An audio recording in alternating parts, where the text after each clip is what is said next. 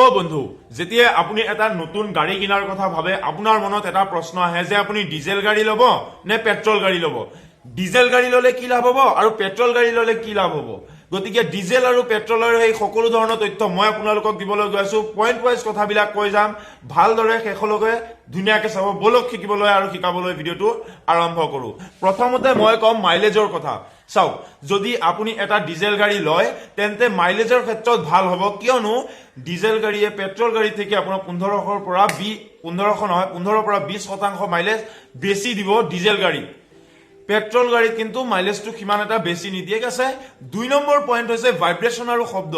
মানে যদি আপুনি এটা পেট্ৰল গাড়ী লয় তেন্তে হলে আপুনি একদম স্মুথ লৈ যাব পাৰিব আৰু গমে নাপাব যদি আপোনাৰ পিছফালে দি এটা গাড়ী গুচি যায় যদি হেতু পেট্ৰল গাড়ী হয় কিন্তু যদি ডিজেল গাড়ী হয় তাৰ পৰা বহুত ধৰণৰ শব্দ ওলাব আৰু শব্দটো উলোৱাৰ কাৰণ কি জানেনে কাৰণ ডিজেল গাড়ী ইঞ্জিনটো বহুত শকত হয় বহুত হেভি হয় ভাৰী হয় আৰু বহুত বেছি মানে ঘেঁচা পেছা থাকে বুজি পাইছেনে মানে মেচিন বিলাক বেছি আৰু যাৰ বাবে নেকি তাৰ পৰা ভাইব্ৰেচনো বেছি ওলায় আৰু শব্দও বেছি ওলায় 3 নম্বৰ পইণ্ট হৈছে যে মেইনটেনেন্স কষ্ট যদি আপুনি এটা পেট্ৰল গাড়ী লয় তেতিয়া হলে আপোনাৰ মেইনটেনেন্স কষ্টটো অলপ কম হ'ব ডিজেল গাড়ী তুলনাত কাৰণ ডিজেল গাড়ীটো মই কলোৱে অথনি যে ডিজেল গাড়ীটো অলপ মানে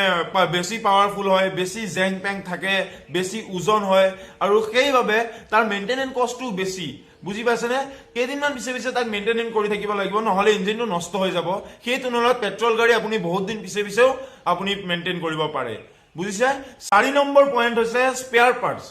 কেতিয়াবা কি হয় আমি এটা গাড়ী লওঁ নতুন গাড়ী এটা লওঁ আৰু লৈ পেলাই আমি কৰবাত খুন্দা মাৰি এক্সিডেন্ট কৰি দিও আৰু সেই পাৰ্টসটো ভাঙি যায় এতিয়া যেতিয়া আপুনি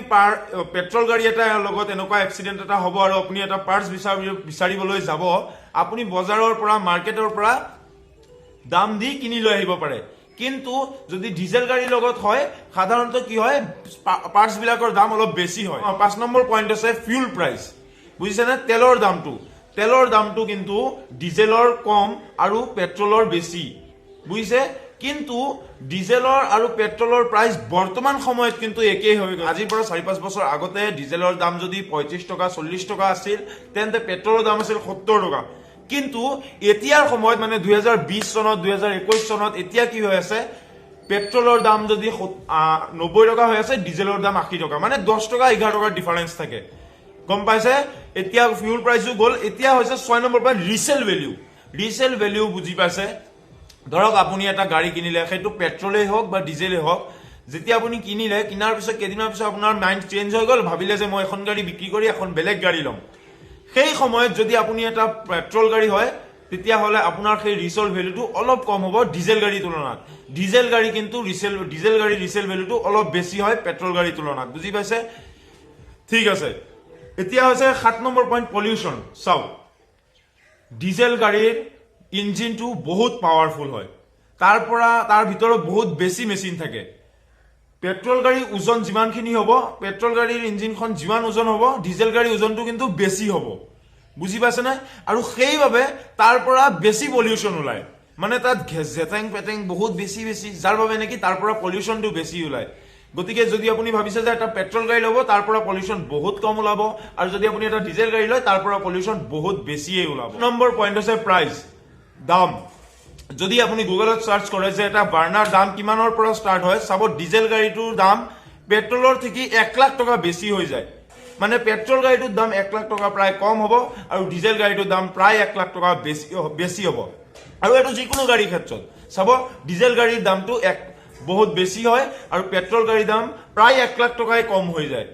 ঠিক আছে এতিয়া মই আপোনাক কম যে অটো এক্সপাৰ্টৰ মতে আপুনি কি কৰা উচিত আপুনি এতিয়া এইখিনি পইণ্ট যে মই আপোনাক কলো তাৰ পৰা আপুনি ভাবি লওক যে আপোনাৰ বাবে কোনটো ঠিক হ'ব ডিজেল লোৱা ঠিক হ'ব নে পেট্ৰল লোৱা ঠিক হ'ব এতিয়া মই আপোনাক কৈ দিও যদি আপুনি অটো এক্সপাৰ্টৰ মতে জানিব বিচাৰে যে কোনটো গাড়ী আপোনাৰ বাবে ঠিক হ'ব মই আপোনাক কৈ আছো যদি আপুনি প্ৰত্যেক দিনাই 50 ৰ পৰা 60 কিলোমিটাৰ আপোনালোকে গাড়ীটো চলায় মানে মাহত যদি আপুনি 1500 কিলোমিটাৰ গাড়ী চলায় তেতিয়া হলে আপুনি এটা পেট্ৰল গাড়ী ল'ব পাৰে আৰু যদি আপুনি দিনটোত 70 ৰ পৰা 100 কিলোমিটাৰ আৰু তাৰো অধিক চলায় মানে মাহটোত 2500 ৰ পৰা 3300 কিলোমিটাৰ আপোনাৰ চলি যায় পাৰ মান্থত তেতিয়া হলে আপুনি এটা ডিজেল গাড়ী ল'ব পাৰে আৰু এটা কথা জানি লব যে এই ঠান্ডা দিনত যদি আপুনি এটা ডিজেল গাড়ী 3-4 দিনলৈ অন নকৰাকৈ থৈ দিয়ে সি কিন্তু কষ্ট হৈ যাব অন হ'বলৈ কিয়নো ডিজেল গাড়ী মই কৈছিলোৱে তাৰ পাৱাৰটো বেছি তাৰ ওজনটো বেছি আৰু সেই ওজন বেছি পাৱাৰ বেছি মেচিনটোক আপুনি চলাই থাকিব লাগিব তেতিয়াহে সি এক্টিভ থাকিব যদি আপুনি 3-4 দিনলৈকে অন নকৰাকে থৈ দিয়ে তেতিয়াহ'লে আপুনি ওচৰৰ ৰিপেয়াৰিং চেণ্টাৰত লৈ যাব লাগিব নহ'লে আপুনি অন কৰিবই নোৱাৰে কিন্তু পেট্ৰল গাড়ীৰ লগত এইটো বস্তু কম হয় যিমানে ঠাণ্ডা নহওক অলপ বেটাৰীটো ডাউন হ'ব পাৰে কিন্তু অলপ টাইম পিছত আকৌ পেট্ৰল গাড়ীটো ষ্টাৰ্ট হৈ যায় কিন্তু ডিজেল গাড়ীত বহুত বেছি প্ৰব্লেম হৈ যায় এই ঠাণ্ডা দিনৰ ক্ষেত্ৰত সাধাৰণতে